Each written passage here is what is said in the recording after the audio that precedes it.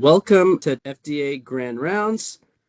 Today's topic is Adeno-Associated Virus-Mediated Gene Therapy, Advances, Immune Challenges, and Research Innovations. Our presenter is Dr. Ronit Mazor.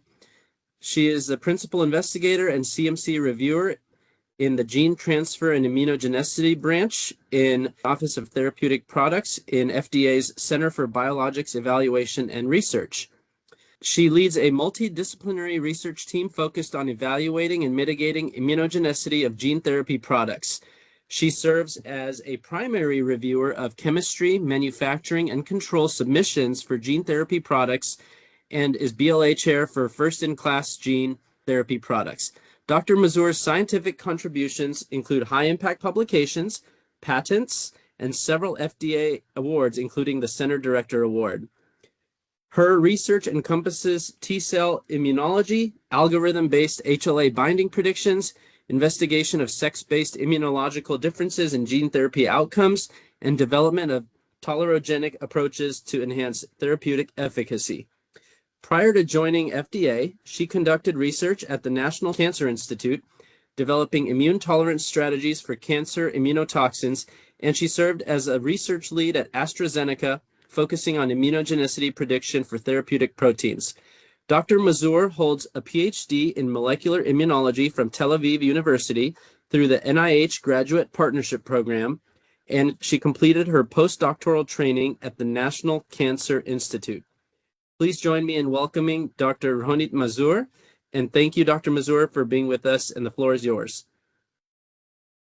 Thank you, Rakesh, and thank you all for calling in today.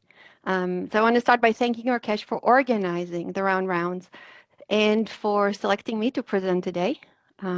As he mentioned, my name is Ronit Mazor from the Office of Gene Therapies in the Office of Therapeutic Products in CBER, and I'm thrilled to share with you today the exciting technologies and the work that we do in CBER labs, focusing on improving AAV gene therapies with a focus on safety and efficacy.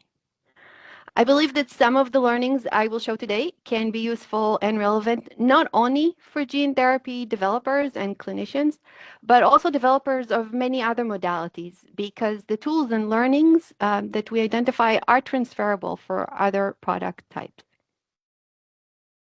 So today's presentation will take us through 4 key areas. We'll begin with an introduction on gene therapy, viral vectors, and how it all works. Then we will move to AAV regulatory milestones and set the context. Then we'll dive into the immunological challenges that we face with AAV delivery.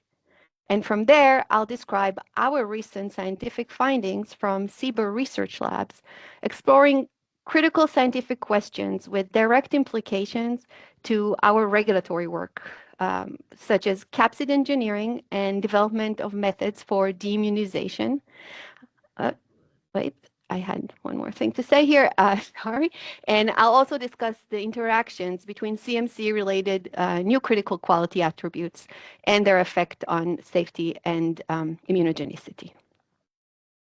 So let's start by establishing what we mean by gene therapy. According to the FDA's definition, gene therapy encompasses all products that mediate their effect by transcription or translation of the transferred genetic material, or by specifically altering the host genetic sequences. So this can occur ex vivo or in vivo. For ex vivo, like shown on the left-hand side, patient cells are extracted, genetically modified in a tube, and introduced back to the patient, like in the case for autologous CAR T-cell therapy, for example. For in vivo gene therapy, which is shown on the right-hand side, we need a vector, such as a viral vector or a lipid nanoparticle, to deliver the DNA into the cells. And I will provide more information about the viral vectors that can be used in the next few slides. So viruses are the most commonly used vectors for gene therapy. So what is the rationale to use viruses as gene delivery vectors? The viral vectors allow us to essentially hijack the very mechanism that viruses have evolved over millions of years to efficiently deliver genetic material into cells. They attach to the host cell, they transfer their genetic material into it, forcing the cell to make copies of the virus. For gene therapy, the viral vectors contain mostly therapeutic genetic material while retaining their original ability to enter human cells. So we take advantage of the virus's natural ability to recognize specific cell types, penetrate cellular membranes, and deliver their genetic cargo to the nucleus. However, and importantly, instead of carrying viral genes, the vectors carry therapeutic genes that can correct genetic defects and provide beneficial proteins. So let me walk you through the three major classes of viral vectors currently used in gene therapy. Each has distinct characteristics that influence their clinical applications and their immunological profiles. We'll start with adenovirus vectors that you may all know from the COVID vaccines or from the recent approval for the adenovirus for immunotherapy of papillomatosis. Adenoviruses carry double-stranded DNA with a large capacity of about 8 to 10 kilobase of DNA. They're non-integrating, meaning they don't permanently alter the host genome, which is a safety advantage. And these vectors primarily used in cancer gene therapy and vaccine applications where transient but robust expression is desired. Next, adeno-associated virus, or in short, as I will refer to AAV, which is the focus of today's presentation, it carries a single-stranded DNA with a smaller capacity of about 4.5 kilobases. Like adenovirus, the AAV is predominantly non-integrating, and it has become the vector of choice for treating inherited genetic diseases because of its excellent safety profile and ability to provide excellent sustained expression in non-dividing cells. The third category includes the lentivirus vectors. Lentiviruses are retroviruses that carry a single-stranded RNA with 8 to 9 kilobase capacity. Unlike the other two, the lentivirus are integrating vectors, meaning they permanently insert the gene in the vector into the host genome. This makes them particularly valuable for ex vivo applications where permanent genetic modification is desired. Now, each vector presents unique immunological challenges, but AAV has an optimal combination of safety, efficacy, and sustained expression, and therefore is considered a prime choice for many genetic diseases.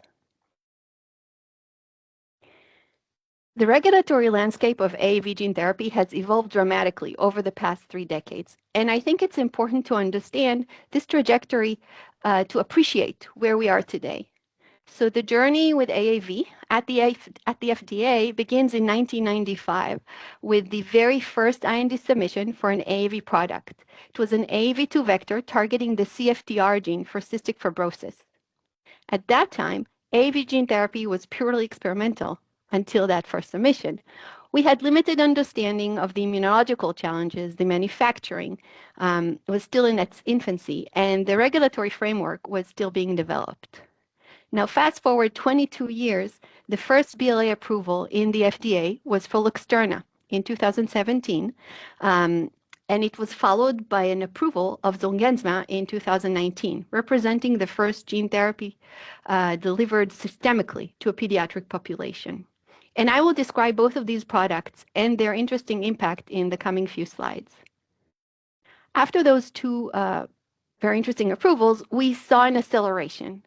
Between the years 2022 and 24, we approved 5 additional AAV products. It was Hemgenix for hemophilia B in 2022, Elevidys for Duchenne muscular dystrophy, and Roctavian for hemophilia A in 2023, and then followed by Becvez and Kability in 2024. We're seeing an increasing rate of BLA approvals, reflecting both the maturation of the field and the pressing medical need that these therapies address. So to illustrate the success and promise of gene therapy technology, I will spend some time describing 2 noteworthy products. The first one is Luxturna. It represents a landmark achieved in our gene therapy and FDA approvals. It was the first FDA-approved AAV, and it opened the door for what we are seeing today in terms of regulatory approvals. This therapy targets a rare patient population, individuals with inherited retinal disease caused by mutations in both copies of the RPE65 gene. The RPE65 stands for retinal pigment epithelium specific 65 kilodalton protein, and it's a critical enzyme in the visual cycle responsible for converting all transretinols during phototransduction. Without a functional RPE65, patients progressively lose their vision. What makes Luxturna particularly remarkable is that it addresses a condition with no alternative treatment options. For eligible patients who still have enough remaining retinal cells, this therapy can restore functional vision. The clinical endpoint that was used in the submission was a multiluminescence mobility test, or in short, MLMT, which measures the patient's ability to navigate obstacle course under different lighting conditions. The results of the trials are shown below. We see a clear, rapid improvement in the MLMT score, which remained unchanged after completing 5 years of the follow-up. The therapy is delivered via subretinal injection at a dose of quite high, 1.5 times 10 to the 11th vector genome per eye. Now, I chose to include the price of this therapy at $850,000 total, or $425,000 per eye, which represents a significant cost. However, we need to consider this in context. This is a one-time treatment for previously untreated progressive blinding disease. So to summarize, Luxturna demonstrated that AAV gene therapy could work in humans, could be manufactured consistently, and could gain regulatory approval, setting the stage for everything that followed. So if Luxturna opened the door, Zolgensma kicked it wide open. Approved in May 2019, this was the first systemically delivered AAV gene therapy and the first approval for pediatric population. Spinal muscular atrophy, or SMA, is a devastating progressive genetic disorder affecting approximately 1 to 10,000 babies. It's caused by a mutation in the SMN1 gene, which leads to decreased level of the SMN protein, a survival motor neuron protein. This protein is essential for survival of motor neurons. Without it, these neurons die, leading to progressive muscle weakness and, in severe cases, death in infancy. Zolgensma is a self-complementary AAV9 vector containing a functional copy of the SMN1 gene. To date, more than 4,000 children have been treated with Zolgensma worldwide. The initial approval was for pediatric patients under 2 years old, administered intravenously at a dose of 1.1 times 10 to the 14th vector genomes per kilogram. Notice that much higher dose than Luxturna.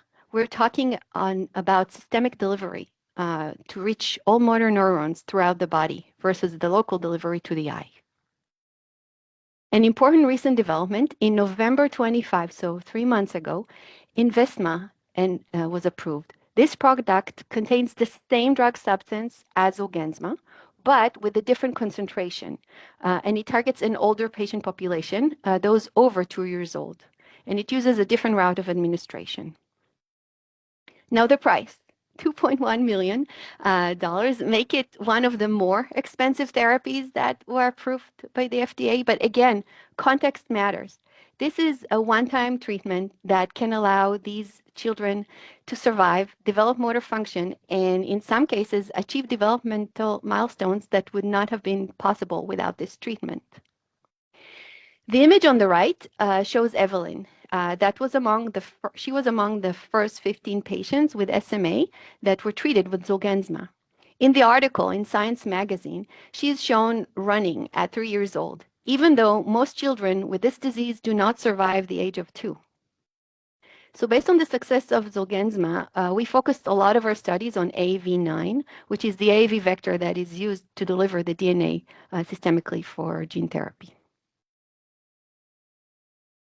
Now, let's talk at the broader picture of AAV development activity at the FDA, because the approved products that I just shared with you, they represent the tip of the iceberg. Looking at the left of the slide, we see the number of INDs submitted to our office over the past 30 years. This starts with that single submission I mentioned earlier, the CFTR gene in 1995. And then for many years, we saw relatively modest growth with just a handful of new INDs each year. But then starting around 2015, we began to see a consistent acceleration of growth in the IND submissions. By 2024, we received more than 40 new AAV INDs submission in one single year. Now, here's what makes this particularly significant from a regulatory perspective. The timeline from IND submission to BLA approval is shown on the right side of the slide. Typically, it spans 5 to 10 years. Some products move faster. You can see a few outliers, but the median is 5 to 10 year range from IND to approval. So based on the current IND submission rate that we're seeing, those 40 plus submissions in 2024 alone, we're anticipating a significant surge in licensing applications over the next few years. We could be looking at dozens of BLA submissions in the coming 2 or 3 years. So this is why CBER has such a strong interest in developing and better understanding the factors that affect safety and efficacy of AAV gene therapy. And the work that I'm going to show you today in the research section of the presentation directly addresses the scientific questions that will be critical for evaluating this coming of wave of products. Now, let's look at what types of diseases are being treated with gene therapy. This analysis by Raid and colleagues provides a comprehensive view of AAV clinical trial landscapes. Looking at the indication breakdown in the middle, we can see that neurology and neuromuscular disorders dominate the field. This makes sense given AAV's ability to transduce neurons and muscle cells and provide sustained expression in these non-dividing tissues. Ophthalmology is the next major category, which again is logical given the eye's relative immune privilege and the successes we've seen with Luxturna. We also see significant activity in the metabolic diseases and hemophilia. Now, I want to draw your attention to the fact that the field is expanding beyond the traditional monogenic disorders that were the initial focus of gene therapy. We are increasingly seeing indications where the patient population is more evenly distributed between males and females, such as cardiovascular diseases. And we're even seeing indications where females are disproportionately overrepresented, particularly in certain neurodegenerative conditions. So why does this matter? Well, I'll show you later in our research findings. There are significant sex-based differences in immune responses to AAV. Historically, many early AAV trials focused on conditions like hemophilia or Duchenne muscular dystrophy, which predominantly or exclusively affect males. In those populations, sex-based differences in the immunogenicity weren't a major consideration.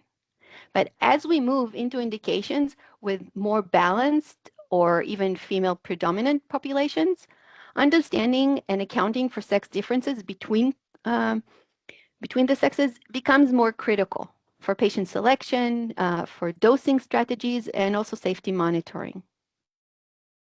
Now, looking at the right side of the slide, we see the AAV serotype distribution in clinical programs.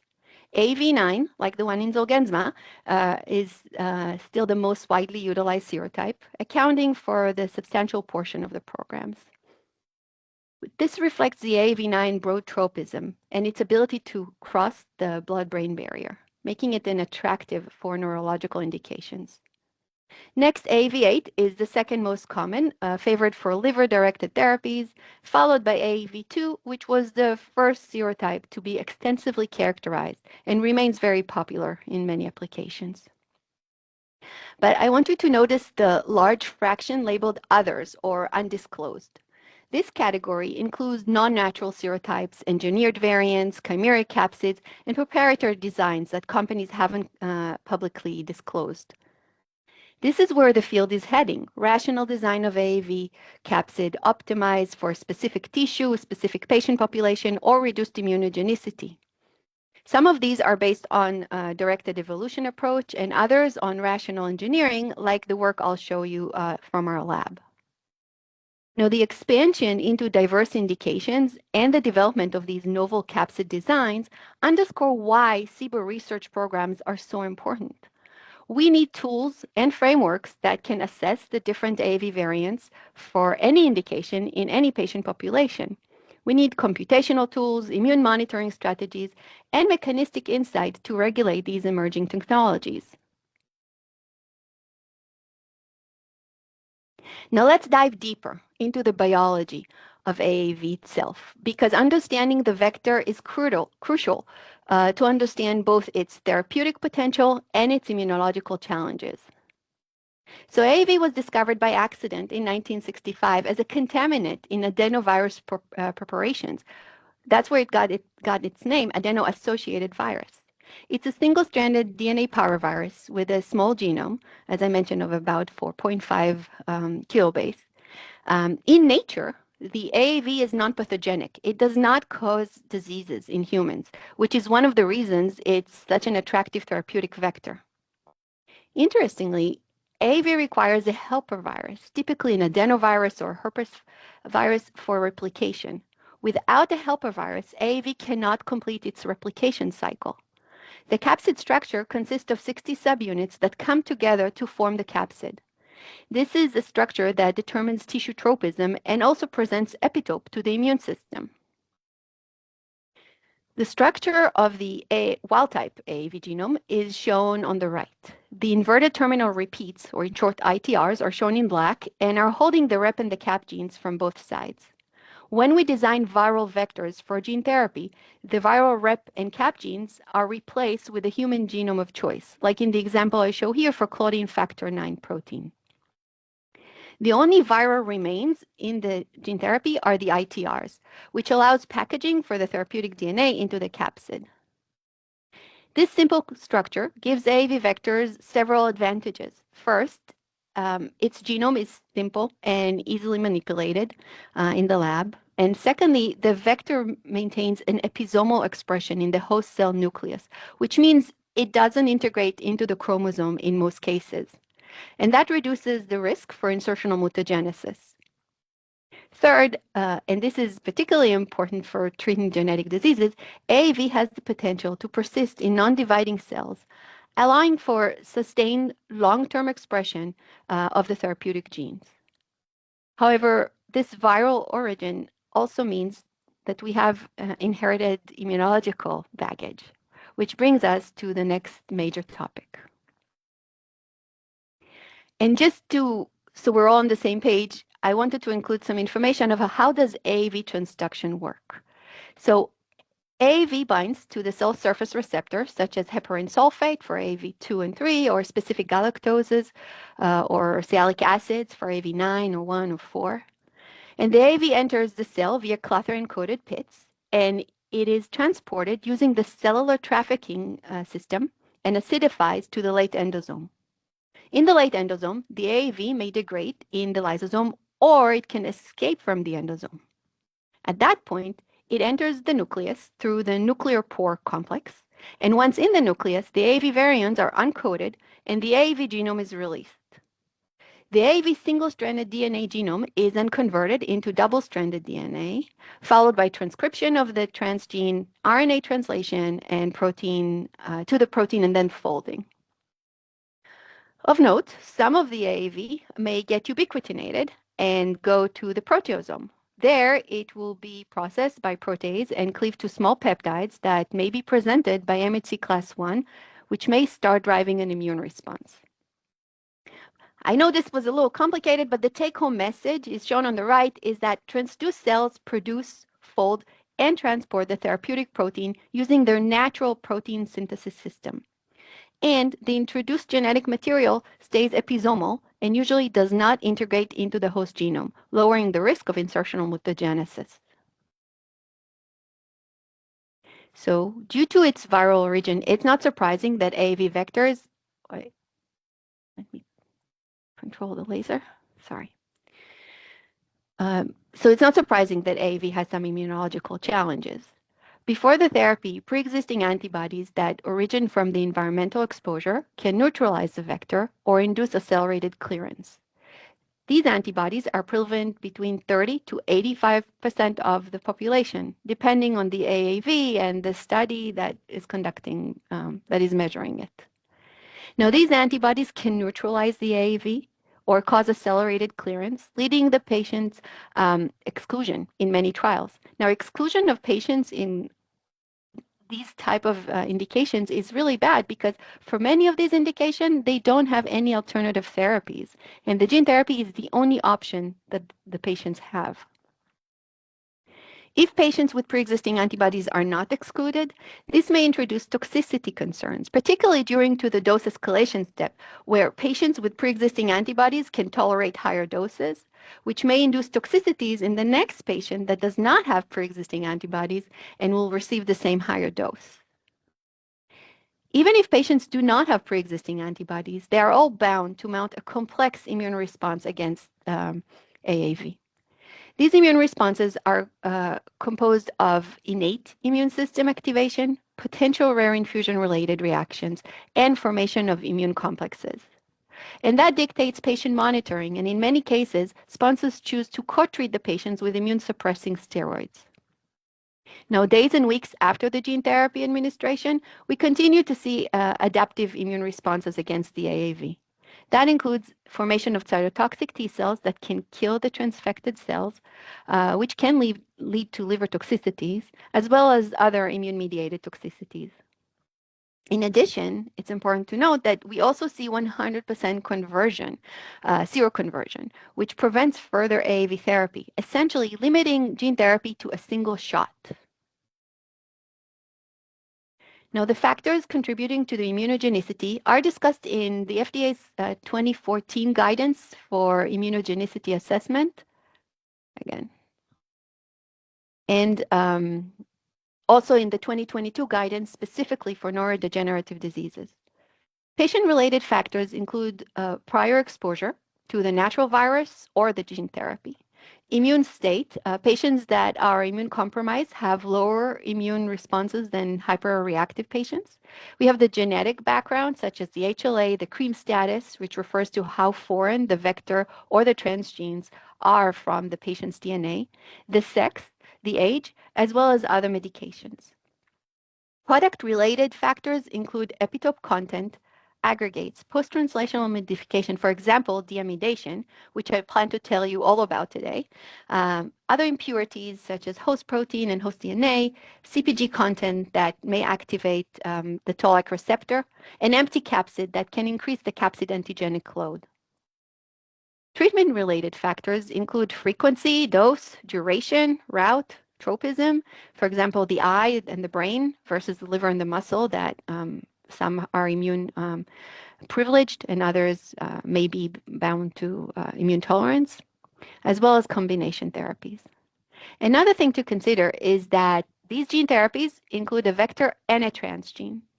Every transgene has its own immunogenicity risk, starting with transgenes that may or may not appear foreign to the patient's immune system, and continuing with the risk of epitope spreading and mounting an immune response against the transgene, which will result in transgene loss and loss of efficacy. Now, let me transition from the challenges we face to how we're addressing them through research in CBER. As many of you know, CBER has a strong and productive research program that deeply integrates with our regulatory mission. We don't do research in isolation. Every project that we undertake is focused on mission-relevant scientific questions that directly impact our ability to evaluate products and protect the public health. The Mazor Lab is dedicated to developing tools and advanced analytical methods to support, mitigate risk, and improve gene therapy products, with a particular focus on AAV vectors and transgenes.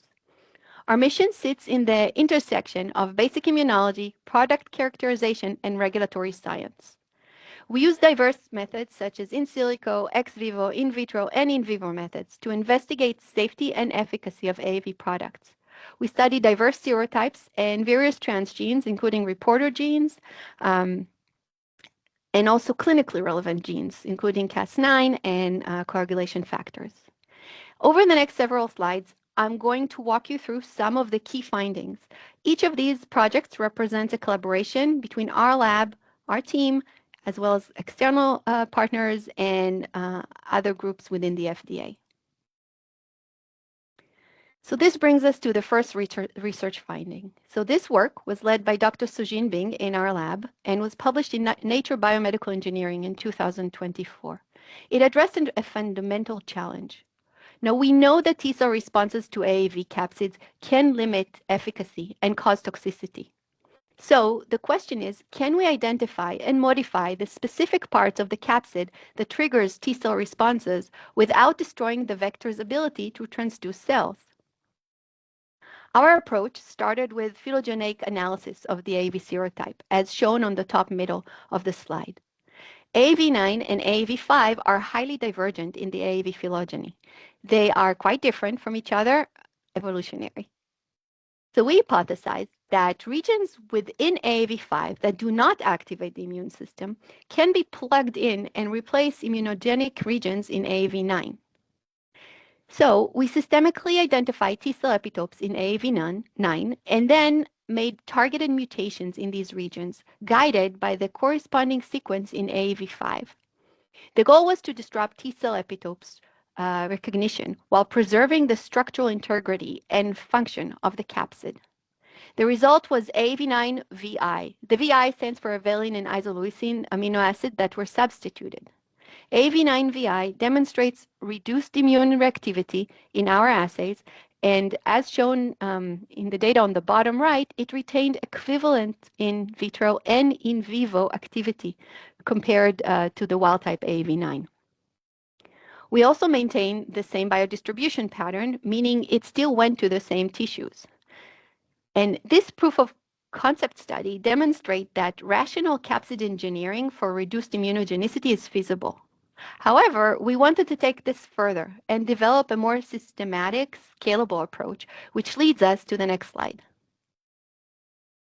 So, building on the success of AAV9-VI, we asked, can we create a computational tool that would allow anyone, sponsors, academic researchers, and other regulatory scientists, to design a deimmunized AAV vector in a systematic manner?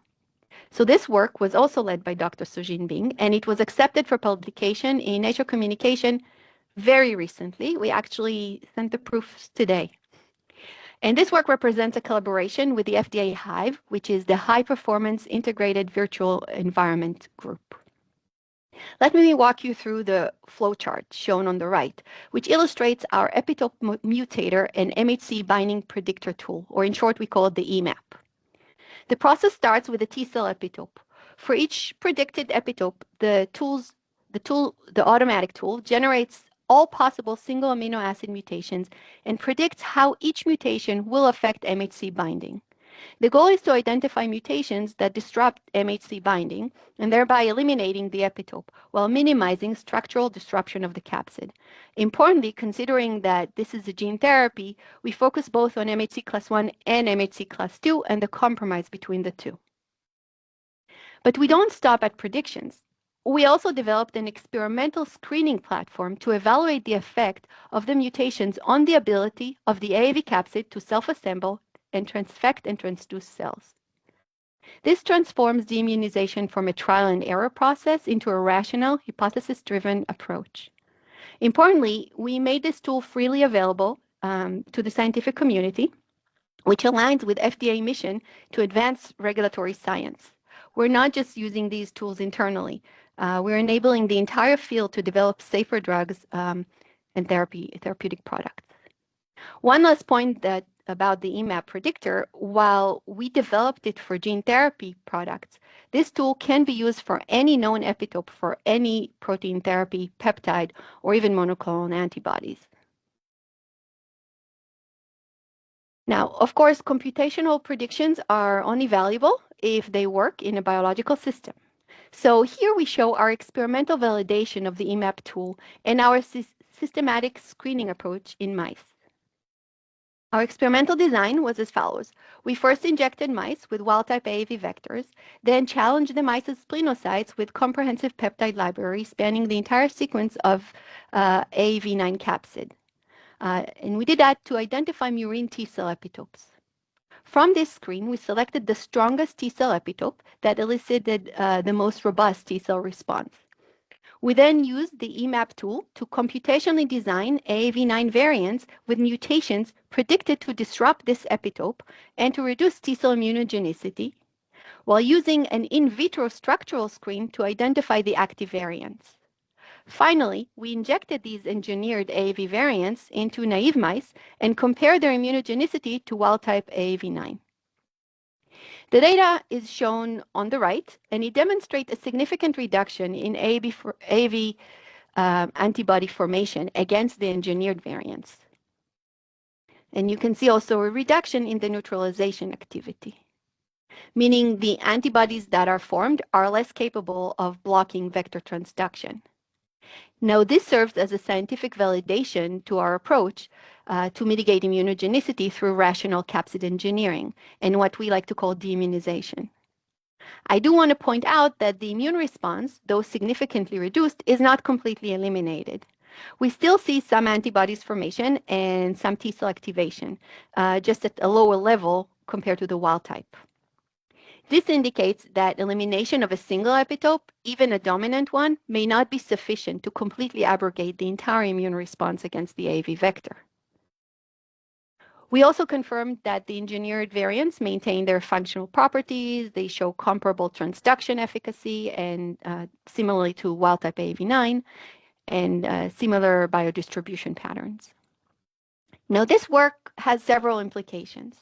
First, it demonstrates that immunogenicity can be rationally engineered out of the AAV vector in a predictable, hypothesis-driven way.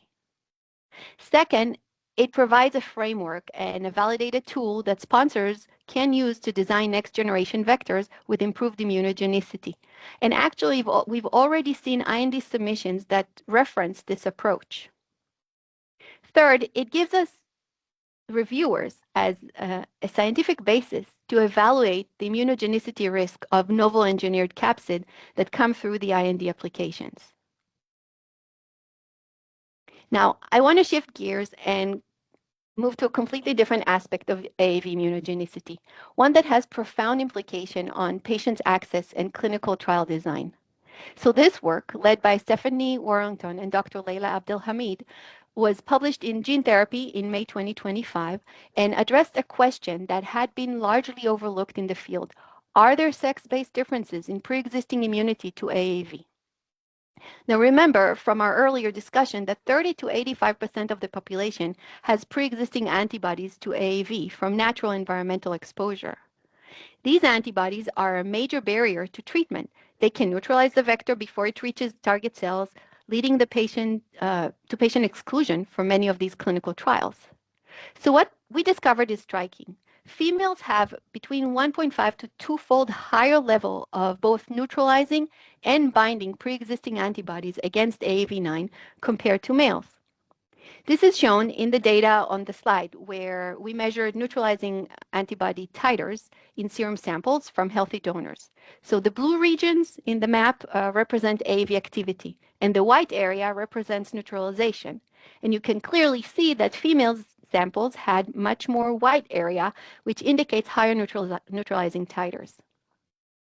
Now, why does this matter? First, from a patient access perspective, if females have higher pre-existing antibody levels, they're more likely to be excluded from clinical trials that use antibody titer cutoffs for enrollments.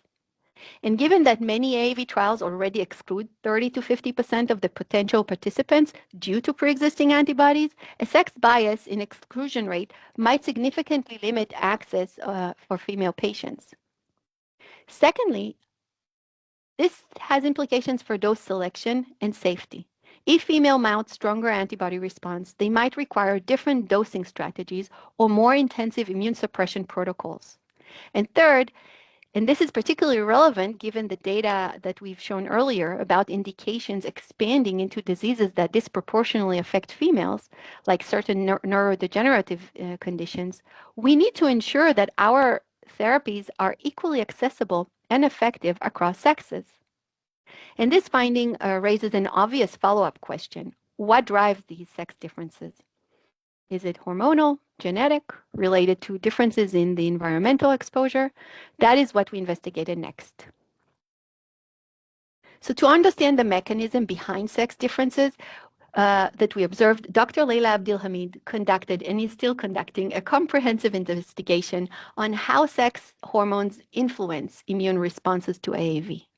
This work was published in the APS journal in 2025, and this slide shows a visual abstract of the many immunological components that have been shown to have different differential activation thresholds and pathways between males and females. We are currently conducting studies in both cell culture systems and animal models where we try to manipulate hormone levels. This research is supported by the FDA's Office of Women's Health, which recognizes the importance of understanding sex-based differences in therapeutic responses. And it's part of a broader FDA initiative to ensure that medical products are safe and effective for all patients. Now, let's turn to a different type of challenge, one that sits at the intersection of CMC and immunogenicity. The next two slides, published in Molecular Therapy Methods and Clinical Development in 2022, address how post-translational modifications, or in short PTMs, of AAV capsid affect both immunogenicity and our ability to monitor immune responses. Deamidation is a spontaneous chemical modification where asparagine residues in the protein convert to aspartic acid or isoaspartic acid. This happens naturally during storage and can be accelerated by stress conditions like temperature fluctuations or pH challenges. For AAV products, deamidation accumulates over the shelf life of the products. So the question we asked was, does deamidation matter immunologically? The answer was a resounding yes. Looking at the visual abstract on the right, we identified specific sites in the AAV capsid that undergo deamidation. We then synthesized the peptide representing both wild-type sequences and the deamidated sequence and tested for immunogenicity.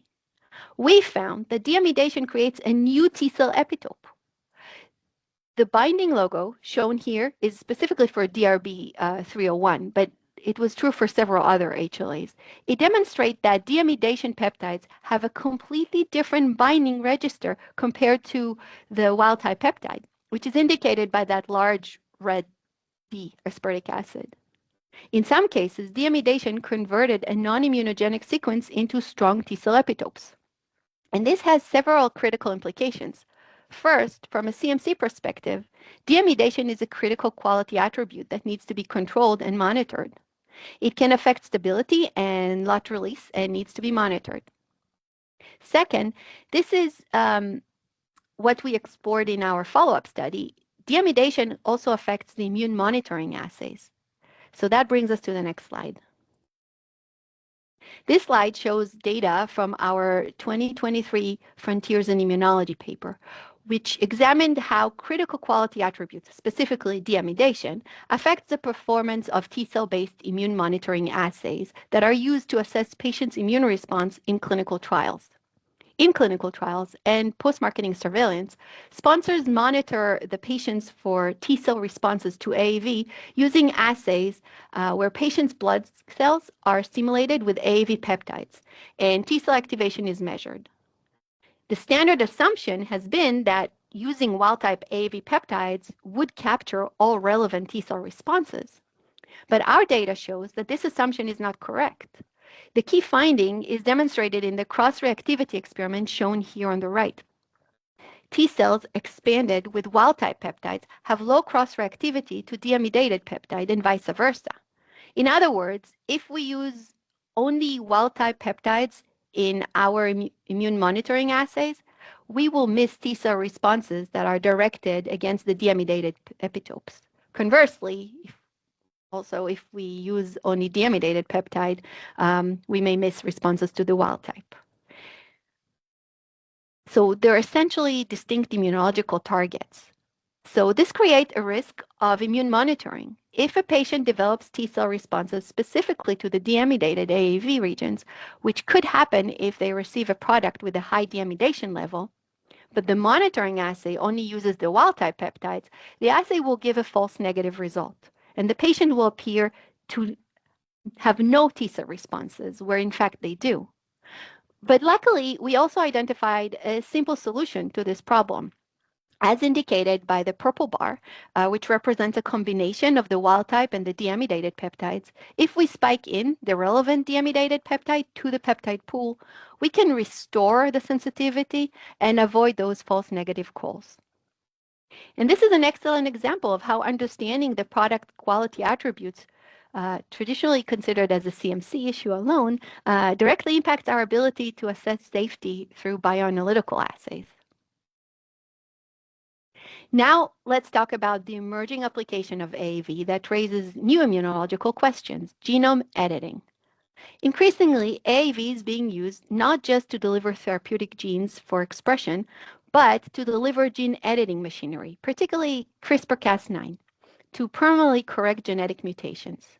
So this work, led by Susanna Najara and published in Molecular Therapy Methods in Clinical Development in June 2025, was a collaboration with Dr. Nicola Tarente at the University of Oxford, who is an expert in immunopeptidomics, the study of peptides presented on MHC molecules.